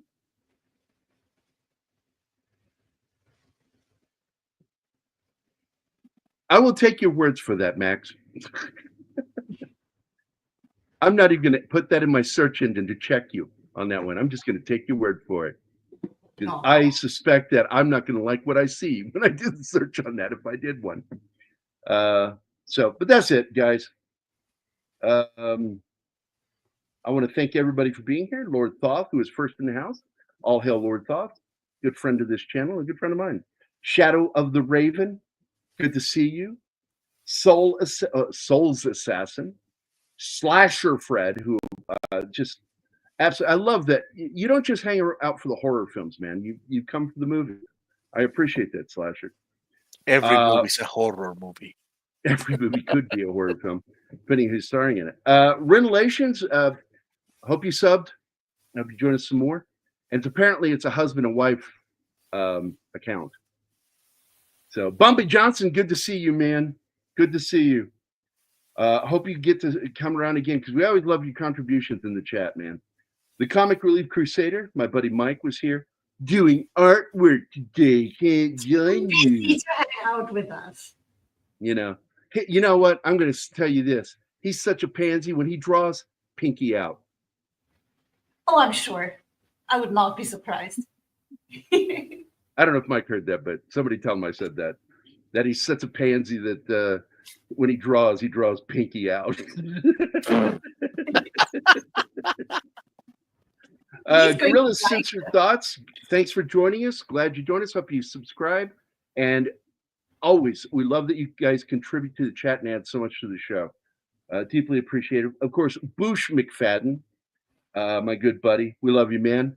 And you're in my thoughts in 4 days. You're going to be, is it 4 days? Yeah, 4 days. You're going to be in surgery, man. Finally getting it done. Oh, that's when they're planning it. Diverticulitis, man. You've got my heart, man. I love you. I hope all goes well. Of course, our good buddy Max Damon was here. I'm not calling him Damon anymore because he took the A out. Das Damon. Das Wolfen was here. Our good buddy John. Dark Woods Presents. Bill Barkley. DJ Play Nice. Daniel's Hot Topics. That's a new one. I didn't recognize that name. Yes, he has been here before. Has he? Okay. Helen Place. Peter Vinkman Fansite. Has she been here before? I don't remember. Vinkman's girl. She been here? Country Shape Media, my favorite avatar of all avatars. It's Michael Myers meets David Lopan. Monkey Jeebus, of course, always adding shit to the fucking chat, dude. You're great. And then, of course, our dear friend Connie Cleary showed up at the end. Good to see you. Hope all of you have a wonderful Saturday. I'm sorry that Tom couldn't join us today, but he overpromised himself this week. And he ended up doing Mephisto's show, and he was also on Salty Nerds. And man, he's like me. You got to take a nap after that. That's a lot. 3 shows? No fucking way. I ain't doing 3 shows. Well, I do 3 shows if I was promised money or sex. So not gonna happen. No. Nobody's going to pay you to be. So all you need is the promise of sex? Yeah, just the promise. I don't need the sex, just the promise of it. Hit that button, you goddamn right. Hit it like a what is it? The accident test dummies. What do they call them? The something test dummies. Anyway, No. Crash Hit it like a test. test. Crash test dummy hitting a wall. There you go. No, That's how I you would do it. just say hit it like I'm hitting Gary's shoulder when I'm next to him and he says something stupid. Smack the shit out of that like button. And by the way, I want to tell you guys about something that was so adorable for the first time. And like Nix has let it be known that like I'm one of her favorite people. She likes hanging out. I mean, it's my little black cat. She was thrown out of a car, I think, either hit by a car or thrown out of a car. She had a crushed cheek, so her right eye is slightly smaller than the left eye, and she has a big patch of fur ripped out where it never grew back on her back. And she's a beautiful cat and so sweet. And she'll piss me off because like I got claws on this hand marked right here. You can see that one right there. Where she gets overstimulated and she grabs my hand. Like, I need your hand now. And it's like, get the fuck off. I won't do that. You know, I don't dig that shit when cats do that. But she's very loving. And then yesterday, for the first time, I was sitting in the living room in the recliner, and she climbed up on my chest and went to sleep. Oh. And slept with me for about an hour. It was really sweet. Then I without warning, threw her off of me. She woke up mid-flight. No, you didn't. I didn't do that. But I was sure tempted to do it. Like, that'd be funny. Like, just to wake up Lauren, in midair. Lauren would have you sleep on the porch if you did that to one of her cats. Yeah, I would never do that anyway. I love cats. But Nix is like she's my personal favorite. I love hanging out with her. Louis and I get along really well too. Good old Louis, the big nose. He's got that big nose, but he's growing into it. And is awful. God, I hope Amelia is okay with at least Louis. It would be perfect. I would rather have my ball shredded in a Cuisinart than to watch that fucking movie. I'm not saying that I don't want to see it. I'm saying I will never fucking watch that movie. I saw the trailer and I ended it 30 seconds in. I think I told you, Martin. The minute I saw what they were doing, I'm like, fuck you. You know, they're going to flip Die Hard as a woman. Like, and that the minute they showed that fight scene, it's always a girl fight. It's always a girl fight. It's like, oh, fuck off. I'm not watching this. Just how stupid people are in Hollywood making shit like that. And then worse, the people that actually like that shit. Like, good God. Amen. DEI hard. Die Hard. So you can bet, Bill, I will never watch one. It's good seeing you again. I hate it when you disappear for long periods of time. I hate it when any of you guys are like family. So I get comfortable when I do these shows because I got you guys there watching and chatting and saying mean shit to me. They swallow it straight, no chaser. Straight No Chaser is an a cappella group. I told you about them. Yes, I know about them. Straight No Chaser. I've heard of them. I've been to their concerts twice here in Vienna. They are amazing. Yeah, I like it when they do voice instruments. Yeah, they are doing so good. parts of the instruments and then do the vocals over top of it. I love a cappella. With a transition. So I am out, guys. I deeply appreciate you guys being here. Thanks for being here, Deleted, and everybody watching over on Deleted channel. Hope you guys have a great Saturday. Deleted, you want to say bye to your chat? Yes, I do. Okay, thank you that's all. enough. Okay. That's it. Nope, go ahead. I'm sorry. Once again, thank you all for being here. If you're not yet subbed to Gary's channel, please do so. And as I always say at the end of every show, good night. Take care, stay strong, be safe and healthy, because this is how we win. There you go. It's very simple. I like that. Martin, thanks a lot, buddy. And Anima, thank you for being here. And one last one I will read here. Speaking of swallowing, Gary, did you see that? Well, yes, I did. And I saw it spit him right back out, too. Like, ew, he tasted like Hawaiian food. The guy in kayak, he was too big for him to swallow. So he had it in his mouth, couldn't swallow him, and then spat him out again. I don't think he was going for him. I think he was going for something else. And the guy ended up in there. And he's like, oh, well, I hate Polynesian. Whales go for anything small in the water. They filter that out. And that was just too big to swallow for a whale. Yeah. Lucky Something for like that that. guy. Man, that's a story to tell your grandchildren. I once got swallowed by a whale. Don't talk about mom like that.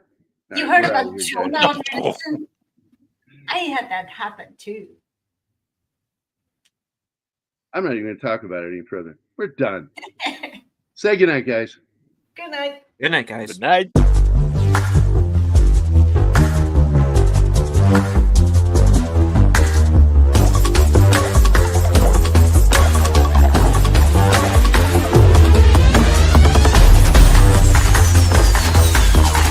This episode is brought to you by Gary's Analyst.